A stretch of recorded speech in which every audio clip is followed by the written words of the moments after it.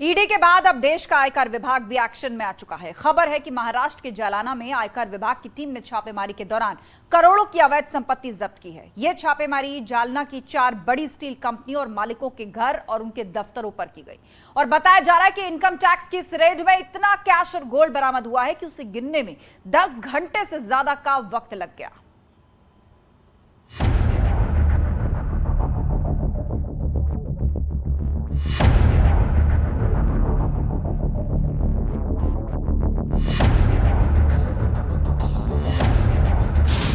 अकूत संपत्ति,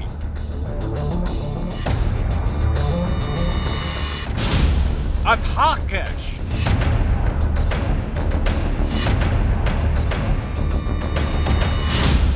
कई किलो सोना, नोटों का बहार,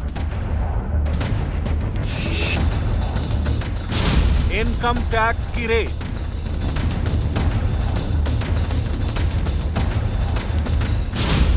$390 करोड़ की साजिश।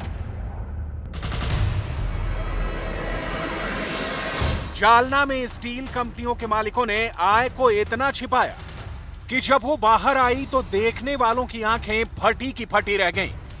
बताया जा रहा है कि नोटों के इस पहाड़ को पार करने में आईटी विभाग पसीने पसीने हो गया। 13 घंटे लग गए, तब जाकर कहीं कुबेर के खजाने की कैलकुलेशन पूरी हुई। 1, 2, 3, 4, 5, 6, 7, 8, 9, 10। लेकिन ये बस नहीं है, गड्डियों पर गड्डियां हैं, गड्डियों पर गड्डियां हैं। नोटों का ऐसा एवरेस्ट जिनकी चकाचौंध देखकर आयकर विभाग भी हक्का बक्का रह गया। स्टील के इस कारखाने में जहां जहां इनकम टैक्स विभाग की टीम ने तलाशी ली, वहां नगद नारायण के दर्शन हुए। दरवाजों में, बिस्तर में, तहखाने में, हर कहीं बस कैश ही कैश। बताया जा रहा है कि इस दौरान आयकर विभाग ने कुल 390 करोड़ की बेनामी संपत्ति को जब्त किया है, यानी ऐसी संपत्ति जिसका कोई हिसाब किताब कंपनियों की तरफ से नहीं दिया गया। दावा किया जा रहा है कि आयकर विभाग के इस छापे में 58 करोड़ कैश बरामद हुआ है, जबकि स्टील के इस कारखाने से 32 किलो सोना भी इनकम टैक्स विभाग के हाथ लगा है। जानकारी के मुताबिक इनकम टैक्स विभाग को जो कैश बरामद हुआ है, उसे गिनने में 13 घंटे का वक्त लगा।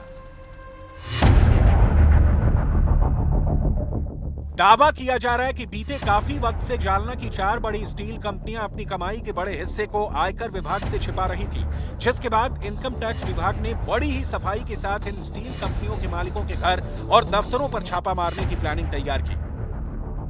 इस छापेमारी को अंजाम तक पहुंचाने के लिए नासिक, मुंबई और ठाणे के अधिकारियों को मिलाकर एक टीम बनाई गई। छापे की भनक किसी को ना लगे, इसको लेकर भी आयकर विभाग ने एक कमाल की प्लानिंग की।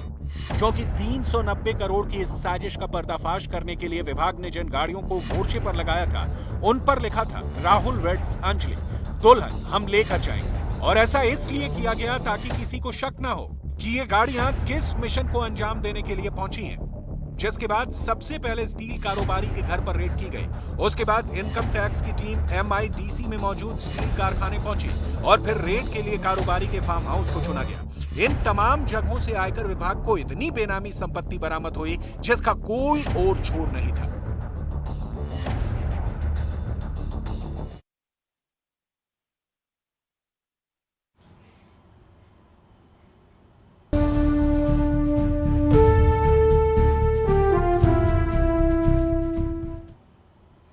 और अब बात करते हैं हर घर तिरंगा अभियान की। यूपी के कोने कोने में हर घर तिरंगा अभियान की धूम देखने को मिल रही है और आजादी के अमृत महोत्सव में लोग बढ़ चढ़कर हिस्सा लेते दिख रहे हैं।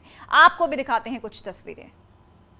मुस्लिम बच्चों ने तिरंगा यात्रा में हिंदुस्तान जिंदाबाद और नई का संदेश दिया की आयोजन हो रही है। 11 तारीख से 17 तारीख तक ये जो एक सप्ताह का आयोजन है, इसका हिस्सा बनना हम सभी भारतीय के लिए एक हमारा अधिकार है और एक तरीके से हमारा फर्ज भी है।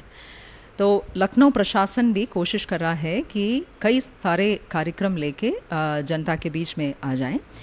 आजादी के अमृत महोत्सव को लेकर पूरे प्रदेश में खासा जोश देखने को मिल रहा है और यूपी पूरे देश के साथ सुर में सुर मिला रहा है। Bureau report, news 18। और वक्त एक ब्रेक का है। खबरों का सिलसिला जारी है, आप जुड़े रहिए हमारे साथ।